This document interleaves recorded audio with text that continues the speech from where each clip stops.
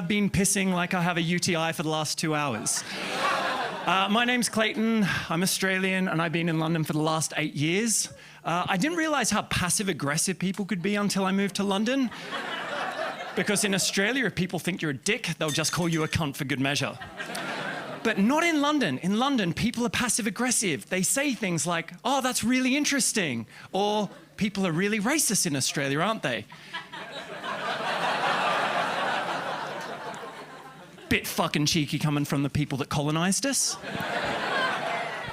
But without getting into who does racism better, I have to concede that racism is a bit of a problem in Australia. And it wasn't until I moved to London that I actually had to acknowledge how racist I was. Because the first time I was asked to grab a beer and smash a few Indians, I was really disappointed when the night ended with a curry.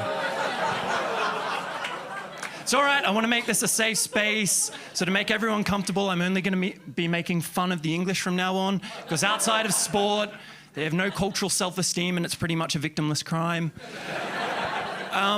But no, I am a foreigner, I'm an immigrant, I'm a minority. And because of this, I have been the target of, microaggressions and cultural stereotypes. People say stuff to me like, put another shrimp on the barbie. They assume I must like Foster's. Or they compliment me on how well I can speak English. Which is kind of obnoxious when the person can't pronounce the letter T when it's in the middle or the end of the word. But outside of that, I mostly find the British accents confusing. Like, I was on a date with a northern girl once, and there's no real chemistry, bit of a lull. And then out of nowhere, she just goes, "You've got penis fingers."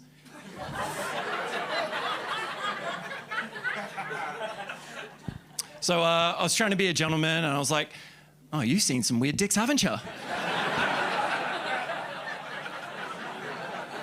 To which she replied, "No. I mean, it looks as though you could play the piano."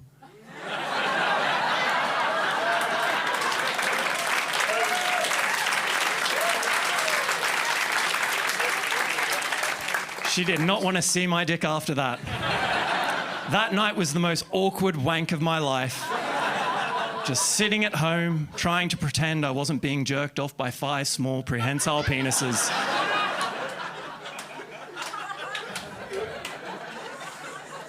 Don't worry, I powered through.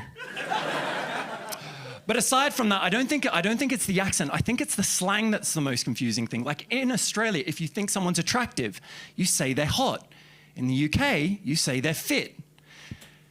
Now I like to exercise, and I can get a bit competitive.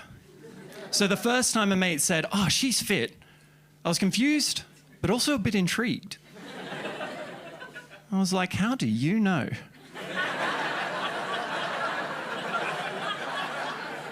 What's her blood pressure? What's her resting heart rate? Can she outrun a dingo? Can't bring him home to mum and dad unless she can outrun a dingo. The signs say don't feed the wildlife. But yeah, no, I think my biggest cultural miscommunication with the British has been on the topic of dogging. Because in Australia, dogging means to skive off. And in the UK, it's a group activity enjoyed by perverts. Now, I discovered this in a conversation with my boss, which went something a bit like this. "Hey, mate, you all right?" "Sup, cunt?" You coming to that meeting?" "Nah, mate, I'm dogging." "You what?" "I'm dogging." "Where?" "From my desk." "You're dogging from your desk?"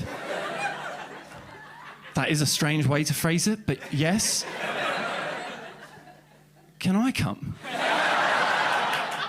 "Yeah, sure. Maybe after we can grab a few beers and smash an Indian."